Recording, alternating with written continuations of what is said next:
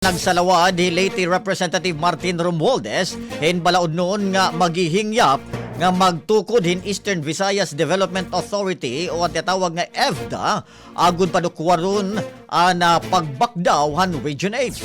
Sumalakan Romualdez ang pagproponer nga ahensya nga igtitindog at Tacloban City magsiserbe nga pangunahon nga tagapagpatuman ang mga national nga local programs sa mga probinsya ng Leyte, sugad iton biliran.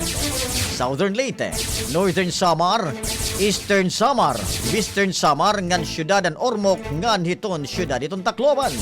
Igidugang pahan magbaralaod nga kinahanglanan Eastern Visayas usa nga institusyon nga nakatutok may gahom nga may klaro nga direksyon para igdusuti kang hakakurian pinaagihan mas madigun nga pagplano, pagpapamangulo ngan pamumunuhan hinti kang gobyerno ngan pribado nga sektor.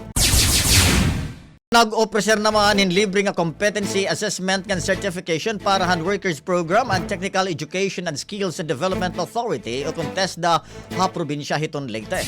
Sumalakan Vivian Abueva, TESDA Leyte Provincial Director, maabot ha 348 free assessment slots nabilable para han kwalipikado nga individual.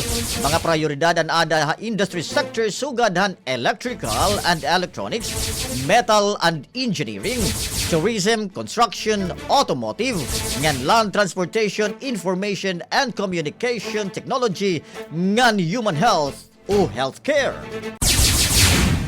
Nagkausa naman ang Commission on Human Rights CHR ng Department of Education DEPED para ang pagduduso hing katungod pantawo ha mga eskwelahan.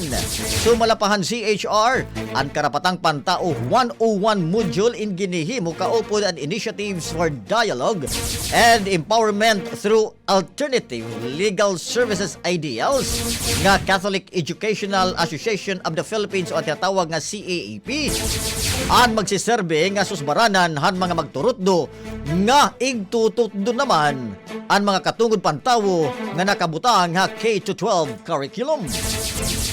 Kapartihan kasarabutan bubuligan han CHR ang Department of Education kung pati unanho iniig-apply ang maunga module hairak pag tututdo. Ang bahaging ito ay inihatid sa inyo na Guard C Calcium Ascorbate, katawang healthy at sim sa Guard C.